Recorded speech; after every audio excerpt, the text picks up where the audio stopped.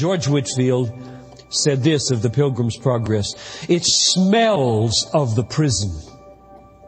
It was written when the author was confined in Bedford jail, and ministers never write or preach so well as when under the cross. The Spirit of Christ and of glory then rests upon them. Why do the greatest lessons often come through suffering? In this episode of Light and Truth, John Piper explores how John Bunyan's time in prison made his preaching and writing a balm for those who suffer. This biographical message was originally delivered at the 1999 Bethlehem Conference for Pastors. These are the effects that I see in Bunyan's life of his suffering that we should appropriate for ourselves, and I'll try to help us do that. Number one, Bunyan's suffering confirmed him in his calling as a writer, especially for the afflicted church. Now, the biggest distortion that I have made of Bunyan's life so far is that I have not even mentioned his writings. Now, everybody knows that he wrote the Pilgrim's Progress. The Pilgrim's Progress is the most widely distributed book in the history of the world outside the Bible, written by a man with no formal education. It's been translated into 200 languages and is especially popular in the third world. And reading the history of the Pilgrim's Progress was mind-boggling. I'd love to tell you some stories about 18th century China and the impact. It almost became the first little red book in China, but different course of events changed all of that. But what people don't know is that he wrote 57 other books. When you read the list in Christopher Hill's Index, there are 58 books. Books on controversy like the Quakers and justification and baptism. Collections of poems. Books for children, children's literature. Allegory like the Holy War and the Life and Death of Mr. Badman. And practical doctrinal expositions. Most of them are simply practical doctrinal expositions that would profit your own soul based on sermons that he had written. So he was a writer from beginning to end. He wrote 4 books before he went into jail. So from age 27 to 32 roughly. And he had 5 books that he wrote the year he died. And everything else was in between. And he was always writing in prison and always writing at home. He was a writer through and through with no theological degrees, no formal education. He knew no Greek and Hebrew at all. And yet his sufferings permeated and gave the aroma to all of his writings. George Whitefield, said this of the Pilgrim's Progress: "It smells of the prison." It was written when the author was confined in Bedford jail, and ministers never write or preach so well as when under the cross. The Spirit of Christ and of glory then rests upon them. And I just ask you, brothers, have you not tasted that?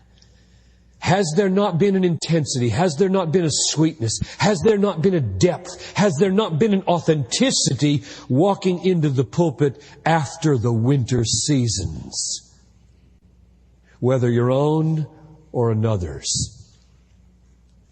I would generalize here and say that one of the main reasons that the Puritans are still being read today is that the fragrance of heaven and the fragrance of hell are on them. Because they were written in a century from 1560 to 1660 which was permeated by persecution and suffering, and life was simply hard in the 17th century when it was good. Whereas in America and in the West today, we are chipper. Church is chipper. TV is chipper. Books are chipper. We're a chipper people.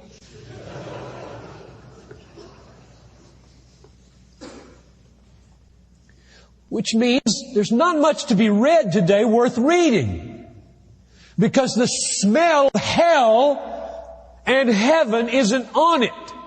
When you're walking along the precipice like the Puritans walked almost every day of their lives, the precipice where there's no 911, you got to get your own water. There's no vaccinations. There's no OBGYN. And you're always walking along the edge and the precipice of eternity. There's a smell about your preaching, which is almost missing today entirely. Thank God for books where we can bathe our brains with something other than chipper theology. Bunyan's writings were an extension of his pastoral ministry to his flock. That's the way he viewed them. And he lived under constant harassment and danger, and that fit him to minister well to others, which leads me now to my second observation. Bunyan's sufferings deepened his love for his flock and gave his pastoral labor the fragrance of eternity.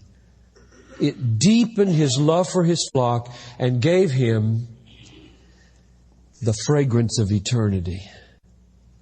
Bunyan and his writings are filled with affection for his people.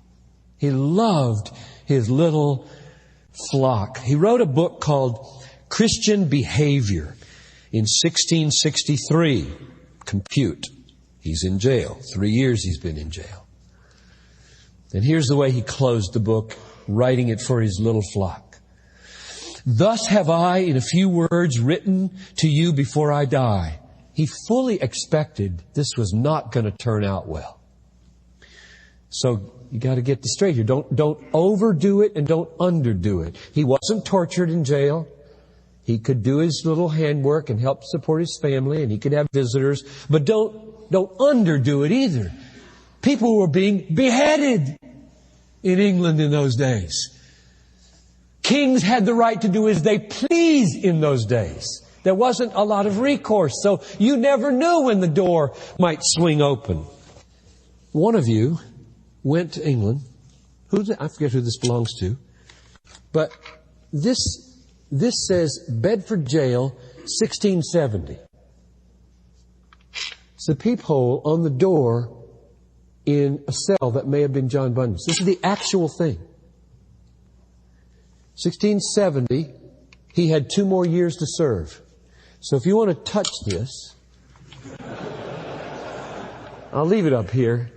And I thank whoever it was who lent this to us, just one of you, for doing it. But this looks authentic to me, and you can look through it.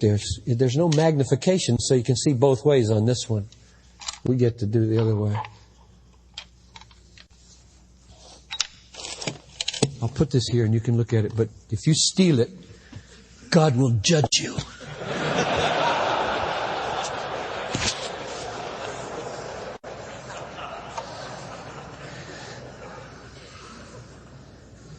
Now, what made me think of that? Lost my place here. He's writing this to his people. Oh, I said don't overstate the suffering and don't understate it, because they could come visit him, and it could be that they put their finger right on that and looked in. But he wrote to them, before I die, a word to provoke you to faith and holiness, because I desire that you may have the life that is laid up for all them that believe in the Lord Jesus and love one another when I am deceased. Though then I shall rest from my labors and be in paradise, as through grace I am comfortably assured. Yet it is not there, but here I must do you good. And so he writes these books for his people. Halfway through his imprisonment, he writes, I did often say before the Lord that if to be hanged up presently before their eyes would be means to awake them and confirm them in the truth, I would gladly consent to it. Bunyan gloried in the privilege of being a pastor. He loved the ministry. It flowed from his sufferings. He was jealous. He was jealous for his people to prosper. Now,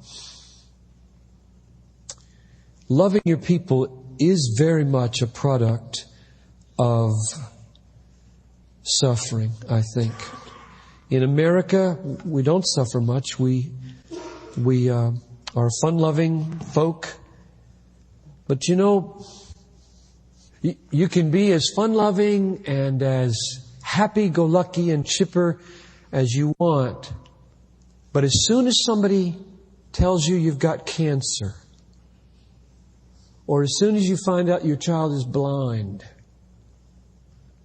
you turn away from the chipper pastors to somebody who is a man of sorrows and acquainted with grief. So I know there's a tremendous pressure on you in many seminars to grow churches by helping people feel chipper and good. And I think perhaps your church may grow more slowly if you're a serious person. And I don't want you to be a somber or glum person. But your people have got to know, you know, what it feels like if they're going to come tell you what it feels like. There's got to be something they're detecting in you that you've suffered. Otherwise, they're going to go to somebody else because the pain is too great to be dealt with lightly.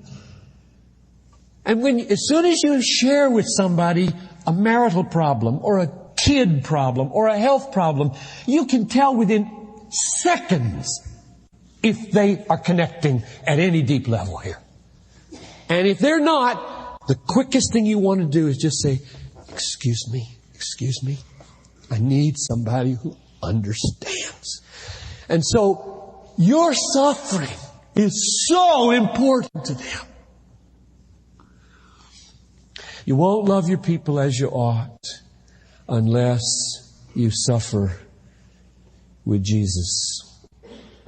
He said, my heart hath been so wrapped up in the glory of this excellent work that I counted myself more blessed and honored of God by this than if I had made me emperor of the Christian world or the Lord of all the glory of the earth without it.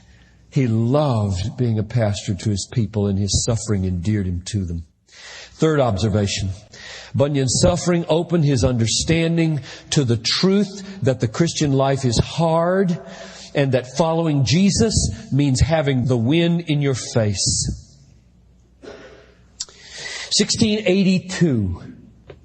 6 years before he dies, he writes a book called The Greatness of the Soul, based on Mark 8:36. What does it profit a man to gain the world and forfeit his soul? For what shall a man give in exchange for his soul? Now, Puritans were good at taking a sentence like that and writing a book about it. They wrote books about sentences like that. And they're not throwing away words. So he writes a book about that verse. And in it, this is what he wants to get across. I'll quote. He's quoting Jesus now.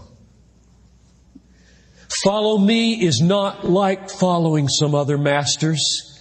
The wind sits always on my face, and the foaming rage of the sea of this world and the proud and lofty waves thereof do continually beat upon the sides of the bark or boat that myself, my cause, and my followers are in.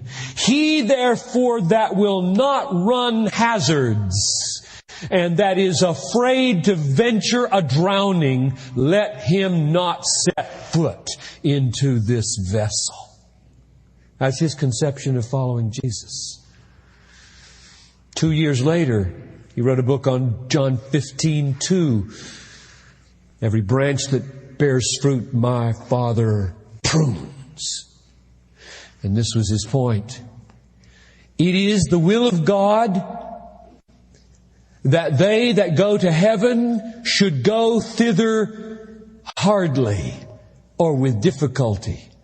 The righteous shall scarcely be saved. That is, they shall, but yet with great difficulty, that it may be the sweeter.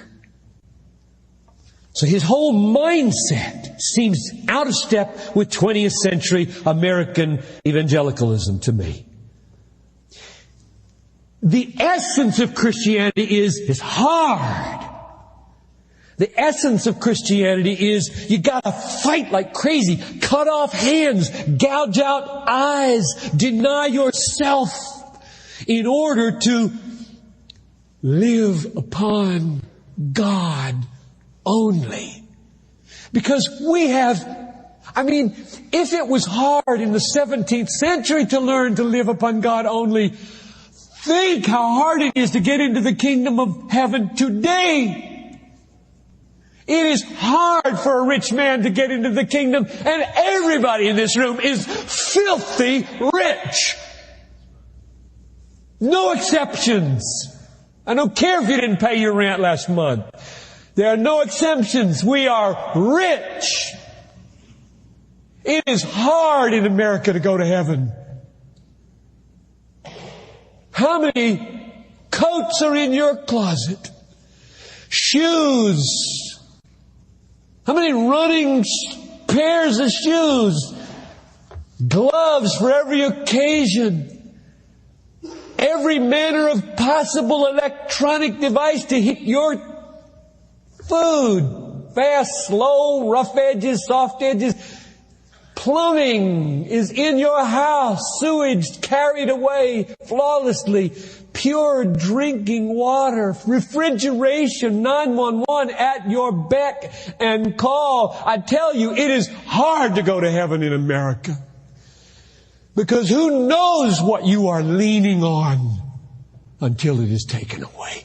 That's why 2 Corinthians 1:9 says, I was crushed to the point of death so that I might trust the one who raises the dead. In other words, everything was taken but resurrection. And that's coming, brothers.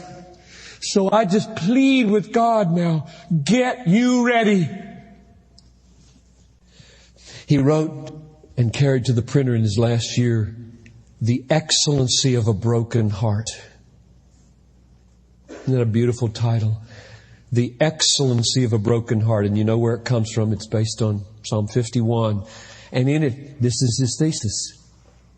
Conversion is not the smooth, easygoing process some men think it is.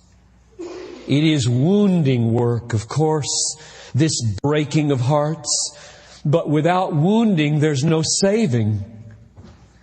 Where there is grafting, there is a cutting. The scion must be let in with a wound. To stick it on the outside or to tie it on with string would be of no use. Heart must be set to heart, back to back, or there will be no sap from the root to the branch. And this, I say, must be done with a wound. If you wonder why there are so many fruitless saints, seeming saints, It may be because there was never a wound, and the vine isn't in the branch. It's tied on and pasted on with a quick booklet or prayer or aisle walking. And so there's no sap flowing. And they're trying to do what you're supposed to be doing. Read the Bible and pray, and you're supposed to feel something in this worship service. And there's no life. And it's scary. The churches are full of that kind of people all over America. And some pulpits have preachers like that. Bunyan was passionate for these things, and he was patient with these things. Listen to this beautiful pastor-patient word. And listen to his language. I wish I had time to talk about Bunyan's language. He and Spurgeon are almost without peer in their use of language, and we need to learn from them in this regard, but I have to leave some things out. But you get a flavor of it here in this beautiful word. 1678, a book called Come and Welcome to Jesus Christ. He was a wooer of men. Coleridge was right. The Calvinism of John Bunyan is the sweetest, most beautiful, most tasty religion in the world. He that comes to Christ cannot, it is true, always get on as fast as he would. Poor coming soul, thou art like the man that would ride full gallop, whose horse will hardly trot. Now the desire of his mind is not to be judged of by the slow pace of the dull jade he rides on. He's talking about his body here. The dull jade he rides on, but by the hitching and the kicking and the spurring as he sits on his back. Thy flesh is like this dull jade. It will not gallop after Christ. It will be backward, though thy soul and heaven lie at stake. We need to talk like that. Let your speech be seasoned with salt, that you may know how to answer every man. Work at your language. Get provocative language into your great old truths so that people either scratch their heads or scream or twinge or something, but don't go to sleep on you and call you boring. The worst damnation of a preacher. Maybe not the worst, but pretty close. He was a very balanced person. One way to illustrate the balance in this issue is he wrote a book in 1 year called Saved by Grace. Ephesians 2:5 was the text. And the very same year, he followed it with a book called The Straight Gate, based on Luke 13:24. Strive to enter at the straight gate, for many, I tell you, will seek to enter in and shall not be able. Can you point to anybody in your church that is seeking to enter the kingdom and not able? I just wonder if our gospel is a biblical gospel when there aren't a few people like that around.